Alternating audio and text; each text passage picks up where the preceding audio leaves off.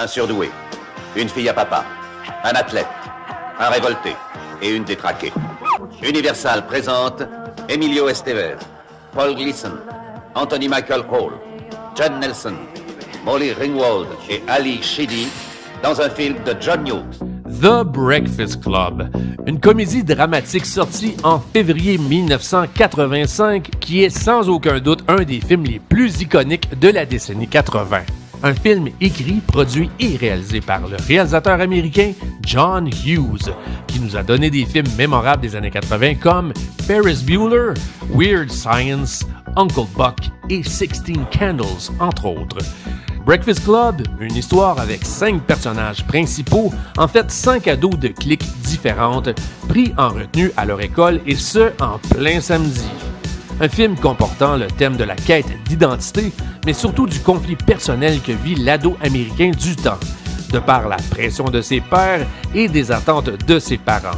À la surface, ces 5 personnages n'ont rien en commun, mais après une journée complète, ils finissent par comprendre que dans le fin fond, ils vivent des trucs assez similaires. Et ils finissent tous par développer une certaine complicité et de l'empathie un envers l'autre.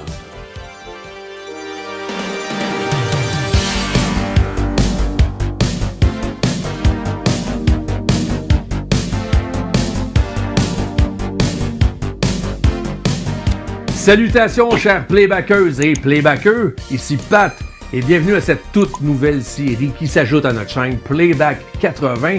Bien évidemment, les épisodes réguliers que je produis avec ma compagne Audrey seront toujours respectés, ne vous en faites pas.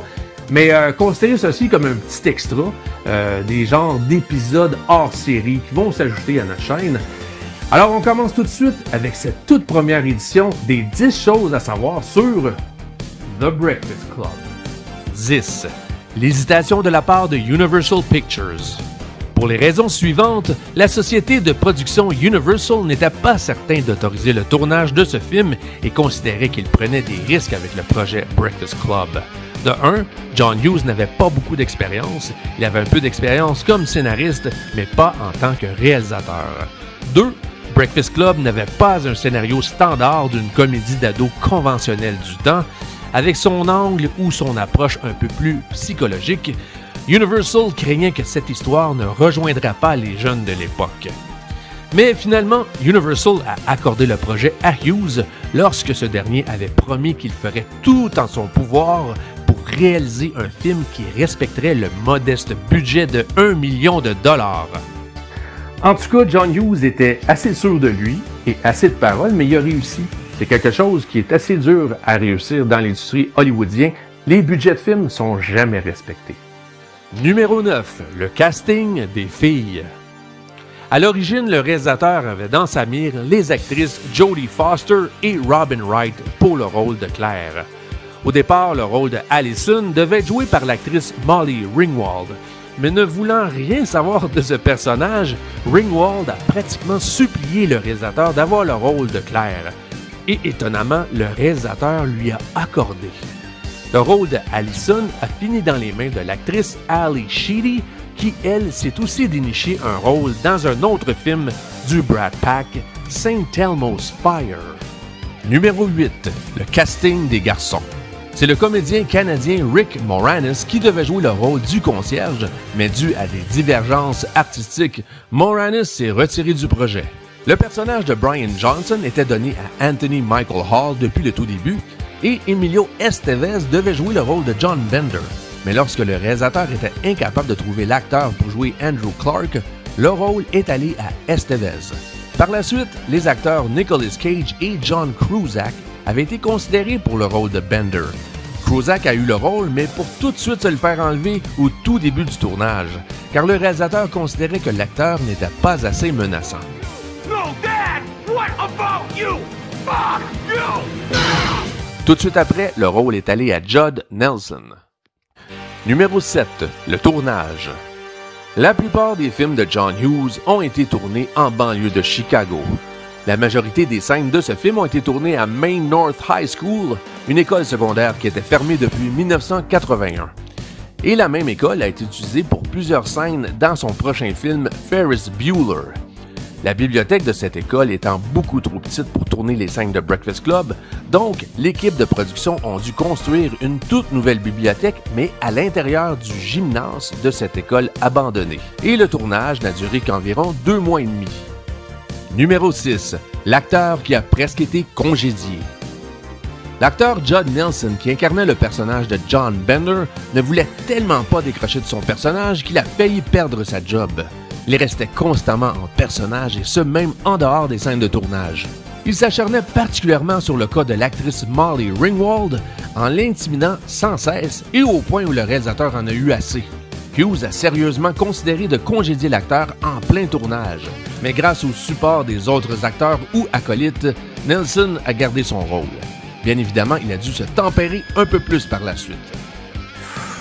Ouf! Une chance qu'il n'a pas perdu son rôle, parce qu'on va se le dire, Judd Nelson vole la vedette de ce film-là. J'ai toujours trouvé que c'est lui qui ressortait du lot. Puis, j'ai toujours admiré les acteurs ou les actrices qui s'investissent à fond dans leur rôle, qui font du vrai method acting. Je trouve tellement que ça donne plus de profondeur au personnage. Puis, en bout de ligne, le public le ressent. Numéro 5. Scène de danse. Au départ, c'était seulement le personnage de Claire qui devait danser seul dans ce film. Lorsque Molly Ringwald s'est avouée un peu embarrassée de danser toute seule devant la caméra, elle a tout simplement lancé l'idée au réalisateur de faire une scène avec tous les personnages qui dansaient en même temps. Hughes a adoré l'idée et c'est comme ça que cette fameuse scène est née. Numéro 4. Le poster. L'affiche ou le poster du film Breakfast Club est une image iconique de la décennie 80. Qui a été créé par la grande photographe Annie Leibovitz, qui a été reconnue pour avoir photographié des centaines et des centaines d'artistes ou figures légendaires. Numéro 3. The Lunch Bunch.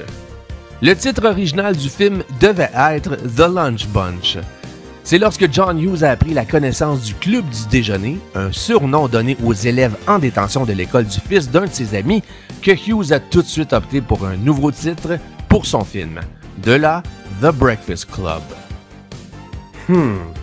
Imagine qu'on dit « Hey gang, ça vous tente-tu qu'on mette The Lunch Bunch? Ça vous tente-tu qu'on aille voir le film The Lunch Bunch? » Me semble que ça fait soit film pour enfants ou complètement l'inverse, film pour adultes. En tout cas, il a bien fait de changer de nom parce que peut-être que ça aurait été moins attirant en partant. Numéro 2. La chanson thème.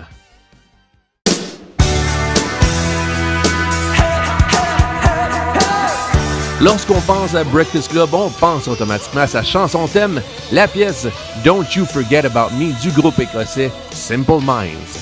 Un single sorti 2 semaines après la sortie du film. Autres artistes comme Brian Ferry, Billy Idol et même le Montréalais Corey Hart avaient été considérés pour interpréter et enregistrer cette pièce. C'est finalement avec résistance le groupe Simple Minds qui ont accepté d'enregistrer cette chanson.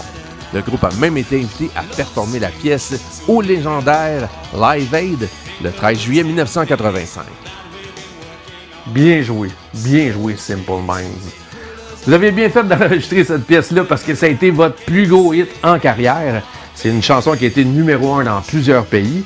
C'est un classique et un incontournable des années 80. Numéro 1. La réception. À sa sortie, ce film avait été bien reçu par la critique, mais c'est surtout la réception du grand public qui a fait de ce petit film un très grand succès. Avec un modeste budget de 1 million de dollars, ce film a réussi à amasser des recettes de 51,5 millions de dollars. En plus de devenir un film culte, c'est un film qui a réussi à parler à un très large public. En tout cas, moi, je vais toujours me rappeler de la toute première fois que j'ai vu ce film-là. J'étais en secondaire 1, ça avait été présenté à mon école juste avant les vacances de Noël. Ça avait été présenté en pleine cafétéria sur une vieille télé à tube 22 pouces à partir de la cassette VHS qui venait tout juste de sortir sur le marché. Puis, je veux toujours me rappeler qu'on était une cinquantaine de jeunes scotchés à l'écran sur ce petit écran-là. Puis, je vais toujours me rappeler des rires, des réactions. Je pense qu'on a tous été accrochés en partant. En conclusion, The Breakfast Club est un film qui a marqué les années 80 et une génération entière. Il a laissé sa trace dans l'histoire de la pop culture ainsi que dans l'histoire du cinéma. Il a même réussi à s'imprégner dans le psyché de la génération X. Même si ce n'est pas un des plus grands films de l'histoire, Pour un petit film avec un si petit budget, il a réussi tout un exploit.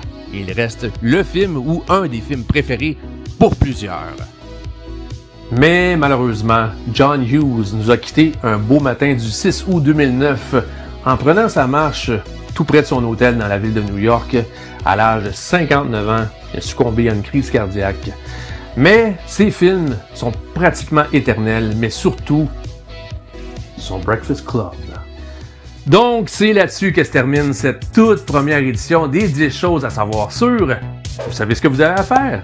Cliquez le petit pouce bleu, abonnez-vous, tout en activant la petite cloche pour ne rien manquer sur nos futurs épisodes. Et bien évidemment, laissez vos commentaires, vos feedbacks sont toujours très appréciés. Alors sur ce, merci beaucoup, à la prochaine!